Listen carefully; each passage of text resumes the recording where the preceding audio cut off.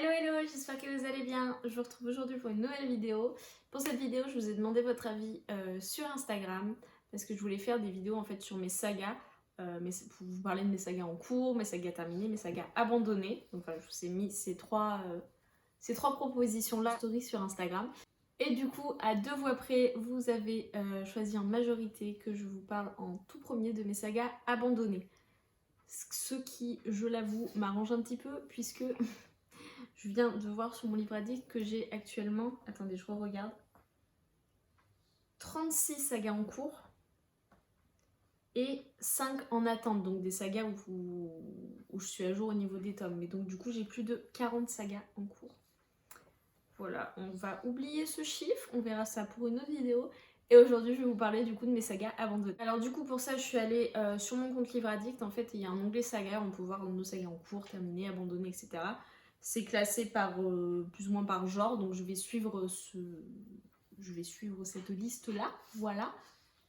Si vous voyez, je sais pas si vous voyez ma chienne juste là, parce que j'ai pas de retour, mais je lui ai mis sa balle juste derrière, parce que sinon elle n'arrête pas de la lancer partout, elle fait du bruit. C'est impossible de faire une vidéo, voilà. Donc si vous la voyez là, à mon avis, elle va rester là pendant 20 minutes, en attendant que je rentre sa balle. Donc du coup, la toute première saga que j'ai sur ma liste, c'est une bande dessinée, et il s'agissait de Brindilles, de Frédéric Bremo et Federico Bertolucci. Et c'est une saga en 2 tomes, donc j'aurais pu faire l'effort et lire les deux, sachant que c'est une BD en plus. Mais non, j'ai pas accroché, j'ai lu que le premier tome, mais c'était pas du tout ce à quoi je m'attendais. Je m'attendais à quelque chose d'assez féerique, avec des fées, du petit peuple, etc. Et en fait, pas du tout. En fait, c'était hyper sombre. J'ai pas compris la moitié de l'histoire, donc du coup, j'ai dit non, on va s'arrêter là. La deuxième saga que j'ai abandonnée, c'était les Contes des Royaumes. Donc il y a 3 tomes, Poison, Charme et Beauté, je crois. Attendez, je vérifie. Oui, c'est ça. Moi, j'ai lu les 2 premiers tomes. J'ai lu Poison et Charme. Et j'ai pas lu le dernier parce que déjà, je me suis forcée à lire le deuxième. Donc clairement, j'ai arrêté. C'est donc des réécritures de contes qui ont été écrites par Sarah Pinborough. Les éditions... Non. Les éditions sont absolument à tomber, les couvertures sont magnifiques, le livre à l'intérieur est magnifique aussi, mais non, ça l'a pas fait avec moi en fait. Donc c'était le premier, donc on avait la réécriture de Blanche-Neige, le deuxième la réécriture de Cendrillon, et le troisième je crois que c'était La Belle et la Bête. Non, La Belle au Bois dormant, je crois, je sais plus. Et c'était hyper particulier comme réécriture, c'était assez... Alors vulgaire par moment, je saurais pas dire, c'était vraiment assez bizarre. Et pourtant j'en ai entendu beaucoup de bien, il y a beaucoup de personnes qui ont adoré ces réécritures, mais moi vraiment c'est pas possible. Je me suis dit allez, lis le tome 2 en entier, au moins tu seras vraiment fait un avis parce que tu auras lu les 2 premiers. Et bon bah clairement j'ai pas lu le troisième et je sais même plus si je l'avais dans ma bibliothèque d'ailleurs, mais en tout cas je les ai revendus immédiatement. La saga suivante que j'ai abandonnée, c'était Nos âmes jumelles de Samantha Bailly. J'avais lu le premier tome en lecture commune avec Mathilde si je me trompe pas. Et ici on va rencontrer en fait 2 jeunes filles qui ne se connaissent pas, qui se rencontrent en fait virtuellement. Je sais plus si c'est sur le biais d'un blog ou d'un forum, je sais plus vraiment. Mais donc elles deviennent amies virtuellement et jusqu'au jour où elles se rencontrent dans la vraie vie en fait. Et je sais pas, honnêtement je me souviens quasiment pas de ce livre. Je sais juste que quand je l'ai terminé je me suis dit bon ben ouais, enfin l'amitié était sympa entre les 2 filles et le côté virtuel etc j'aimais bien parce que moi aussi j'ai des amis que j'ai rencontrés virtuellement.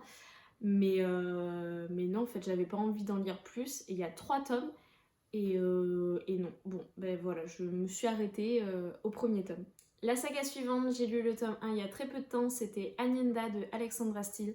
C'est l'auteur qui m'avait envoyé son livre. Et j'avais bien aimé, seulement c'était trop jeunesse pour moi. Et en fait, c'est tout simplement pour ça que j'ai décidé de ne pas lire la suite. Le tome 2 vient tout juste de sortir, je crois. Oui, sorti il y a quelques mois, mais c'est assez récent.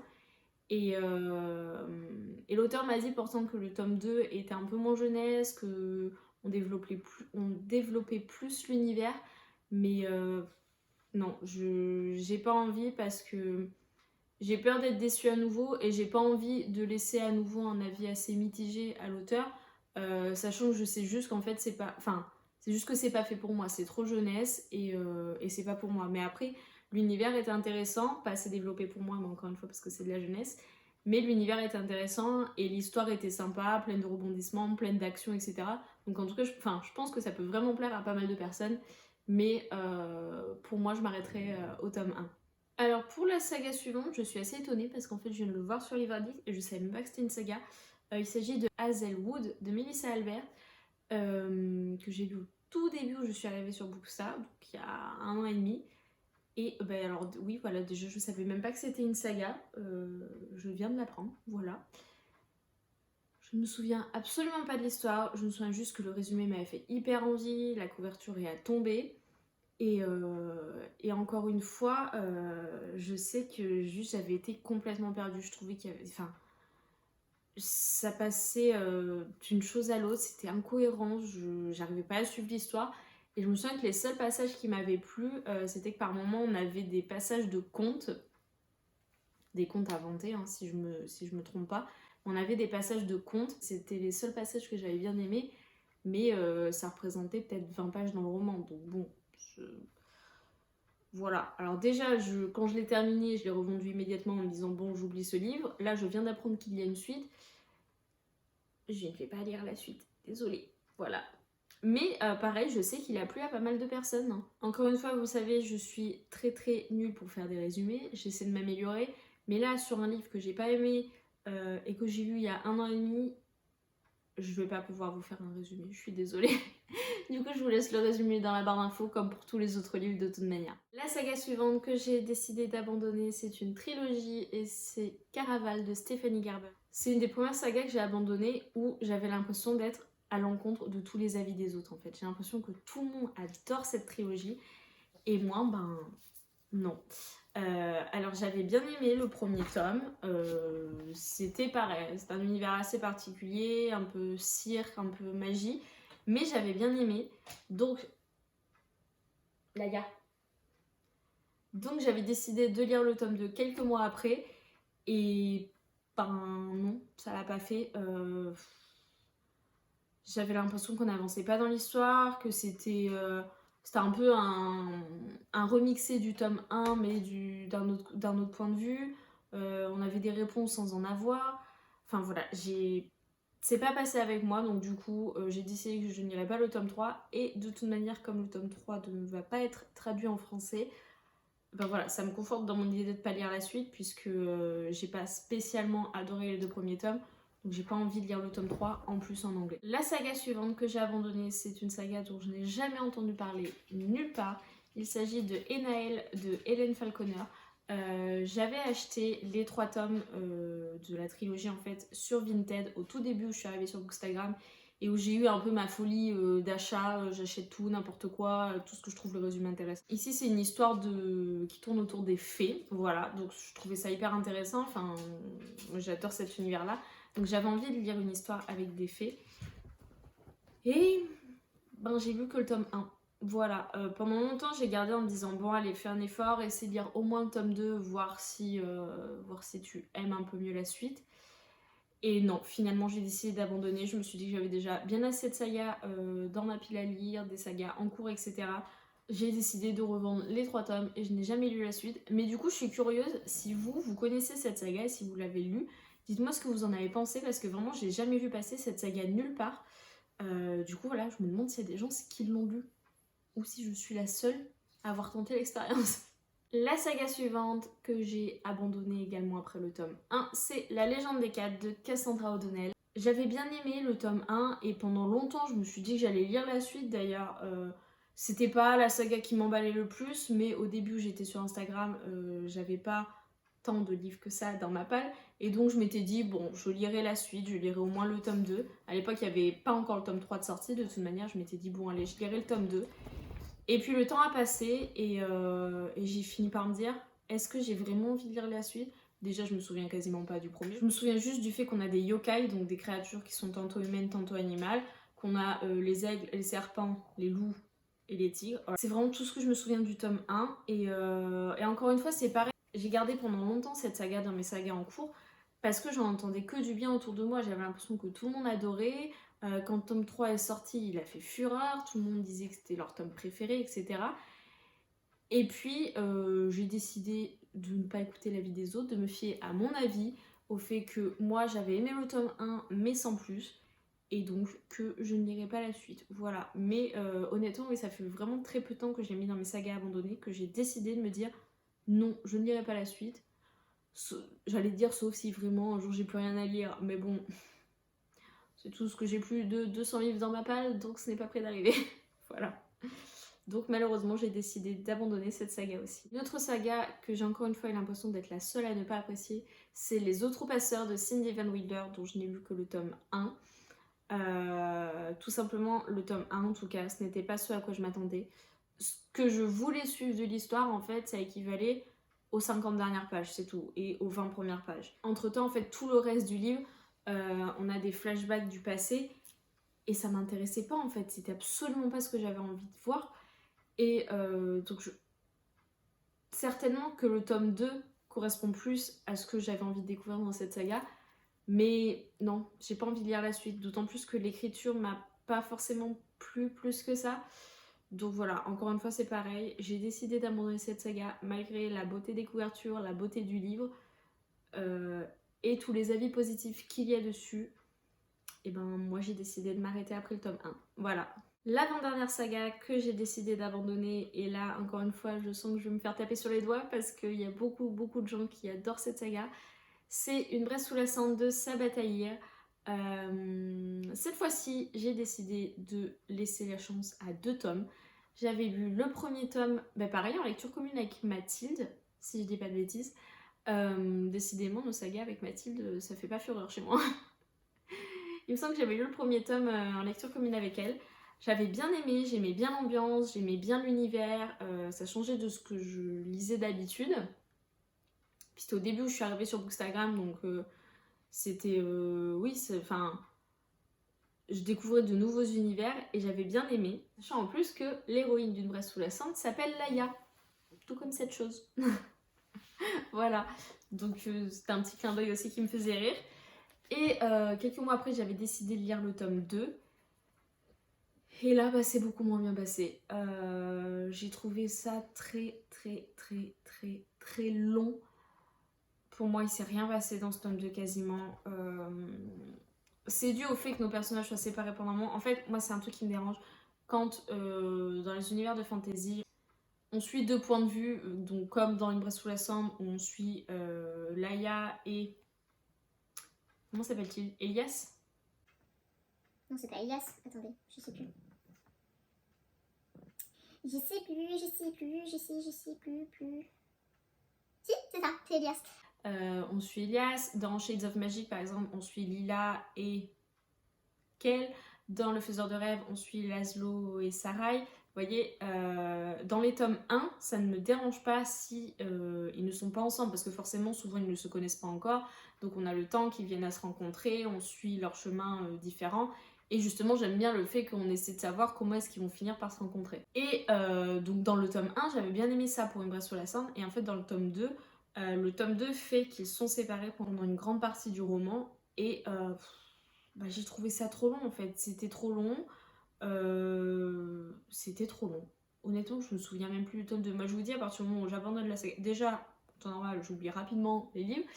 Mais à partir du moment où j'abandonne la saga, clairement, je ne me souviens de rien après. Et là, vraiment, j'ai trouvé le tome 2 beaucoup trop long. Et j'ai pas eu envie de continuer la suite. Et encore une fois, c'est pareil, vraiment, j'ai hésité parce que c'est une saga que tout le monde aime. Et que j'avais bien aimé le tome 1. Vraiment, j'avais bien apprécié le tome 1. Mais malheureusement, voilà, ce tome 2, c'est un tome de transition, comme dans beaucoup de sagas. Et malheureusement, pour moi, ça a fait une coupure et ça fait que j'ai pas envie de lire la suite, même si la suite sera certainement explosive. Je crois qu'il y a encore 2 tomes, il y a le tome 3 et le tome 4. Le tome 4 n'est pas encore sorti en français. Je pense que la suite doit y avoir beaucoup plus d'action, beaucoup plus de romantisme, etc. Mais non, en fait, j'ai pas envie de me replonger dedans. Donc voilà. Et Pour la toute dernière saga que j'ai décidé d'abandonner, j'ai lu le tome 1 cet été. Il s'agissait de Virgin River de Robin Carr. J'ai lu cette saga parce que j'entendais parler un peu partout. Il y avait la série Netflix et puis j'en entendais parler partout, comme quoi c'était une romance doudou, c'était mignon, c'était... voilà. Sachant que c'est pas le genre de romance que je préfère à la base. Moi j'aime bien quand il y a des drames, quand il y a des trucs horribles, voilà. Mais bon, je me suis dit, justement, j'avais envie de tenter, de tester un truc tout doux, tout mignon comme ça. J'ai bien aimé le tome 1, mais justement, c'était trop doux, trop mignon, trop parfait. Tout le monde était gentil, tout le monde était... Voilà. Après, j'ai bien aimé l'ambiance, donc du coup, c'est une romance. Et on suit une infirmière qui vient s'installer dans un petit village, Virgin River, je crois, si je dis pas de bêtises. Et dans ce village, voilà, c'est un tout petit village, tout le monde se connaît, tout le monde aide tout le monde, etc. Donc forcément, elle va tomber amoureuse d'un garçon, etc. Mais c'était trop parfait en fait. Et pourtant, il se passe des choses pas cool. Mais non, c'était trop doux. Voilà. Et c'est une saga qui a beaucoup de tomes. Je crois qu'il y a plus d'une dizaine de tomes. Et à chaque fois, on va suivre des personnages différents. En fait, on va continuer à suivre le premier couple, mais de manière plus éloignée. Et on va suivre une nouvelle rencontre, une nouvelle histoire d'amour. Donc j'aurais pu continuer en me disant, voilà, on va suivre un autre couple, etc. Sauf que c'était pas les personnages du premier livre qui me dérangeaient. Moi, j'aimais bien leur histoire d'amour, c'était mignon. Mais voilà, justement, c'est trop mignon, c'est trop doux. C'est tout simplement pas le genre de romance que j'aime lire. Donc voilà, du coup, j'ai décidé de m'arrêter là. Parce qu'il y a beaucoup trop d'autres tomes et que je n'ai pas envie de continuer. Voilà, écoutez, c'était tout pour mes sagas abandonnées. On avait donc 11 sagas. Je me demande s'il y en a qui ne sont pas passés à la trappe. Je regarde rapidement ma bibliothèque comme ça. Mais non, je pense pas. Si, il y a notamment Phobos, que je n'ai pas abandonné. Mais je me demande vraiment si un jour je continuerai ou pas cette saga. Il me reste que 2 tomes, donc je me dis bon, allez, un effort, finis-les.